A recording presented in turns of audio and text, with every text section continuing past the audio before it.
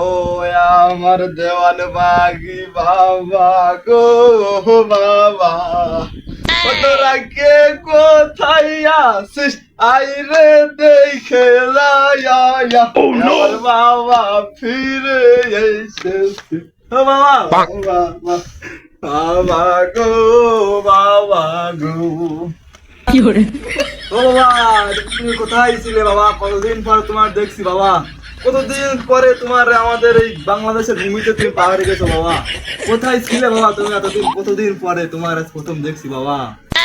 হে বৎস, তোমরা যে কার্যকলাপ শুরু করিয়াছো, যেভাবে করতেছো সেভাবে তো আমার জাহান্নাম ছাড়া আর কোথাও জায়গা হবে না। আমি জাহান্নামেই ছিলাম, জাহান্নামের ফেরেশতা আমার মাইরে আমার এ পাশের হাড় এ পাশে পাঠাই দেছে, আর এ পাশের হাড় এ পাশে পাঠাই দেছে রে বাছা।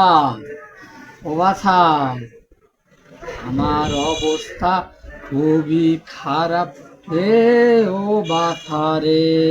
ও বাবা, তোমার সে শরীর স্বাস্থ্য বাবা, তোমার সে বুড়ি প্যাট, ও বাবা সমান করে দিয়েছে বাবা, একদম সমান করে দিয়েছে।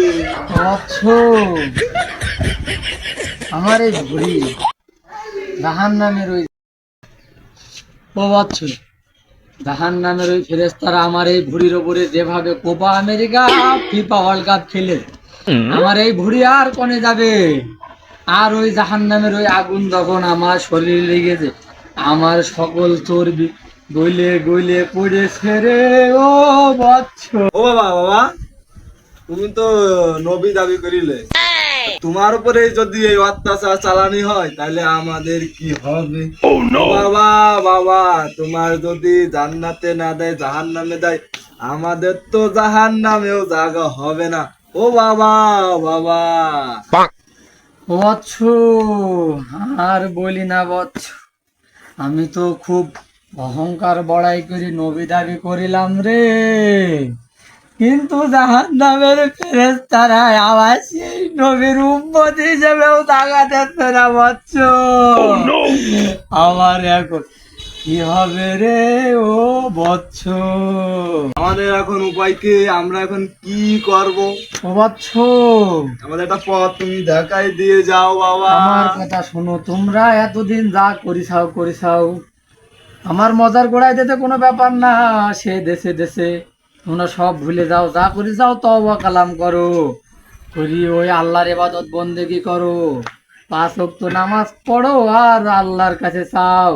আল্লাহ যদি মাফ করে দেয় তাহলে তো ভালো রে, ও বৎস। কখনো যাবা না, সব সেরে কাজ রেখের গুণ আল্লাহ কখনো মাফ করে না। তোমরা মজার দেই না, আল্লাহর ইবাদত বন্দেগি করো, আগুনওয়ালা জাহান্নামে ফেরত জাতি হবে। আমার আবার পাড়া দিতে হবে, কোন পাশের হাড় দে কোন পাশে পাঠাই দেবে রে বৎস। আমি তাহলে গেলাম, সে কথাটা বলেছি ওই কথার উপর আমল করো আর শুধু তওবাকালীন করো। ঠিক আছে বাবা, ঠিক আছে বাবা।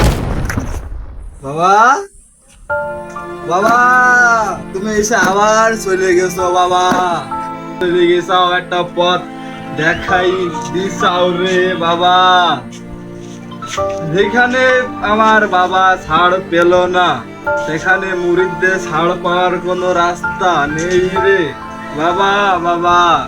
তাই বাবা যে কথা বলি গেছে সেই কথা সবাই শুনবা, নামাজ পড়বা, আল্লাহর কাছে যাবা, কোনো বাবার কাছে যাবা না।